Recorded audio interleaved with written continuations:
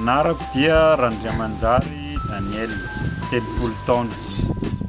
Monina ato amin'ny fokotanin'ny Bemandresy, commune Ambia, district Ihosy, faritra Ihorombe. Tanora nahavita fiofanana avy ao amin'ny collège agricole Soarano Ambalavao.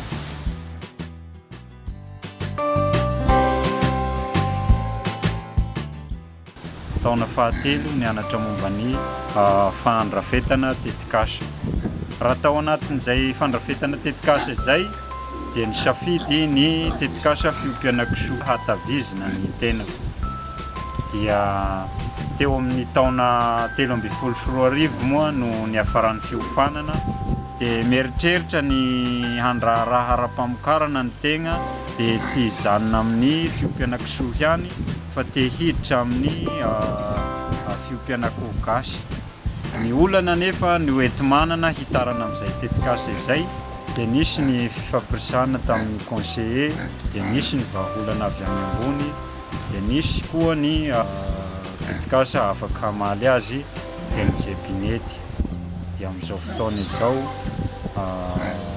efa ny TNG Binety izay fampindramam-bola izay amin'ny tahanjana-bola Ray Isanjato.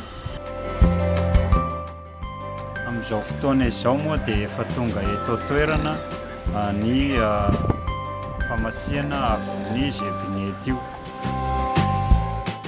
Akoho 530 zay. Dia nisy koa ny fitaovana niaraka tamin'izay dia ny grillage 10 metatra, dia nisy koa ny apombo 70 kilao, dia nisy ny kasaka 10 kilao.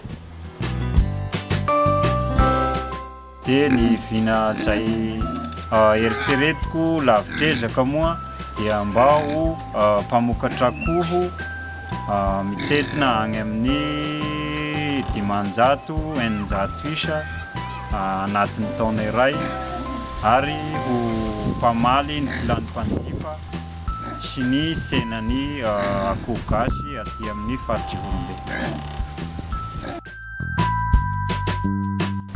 Manentana an'ireo tanora mitara amina tetikasa izay hivelarana kokoa amin'ny famokarana izay, satria anisan'ny fanohitry ny fandrosoan'ny firenena ny tanora miditra anatin'izay famokarana izay.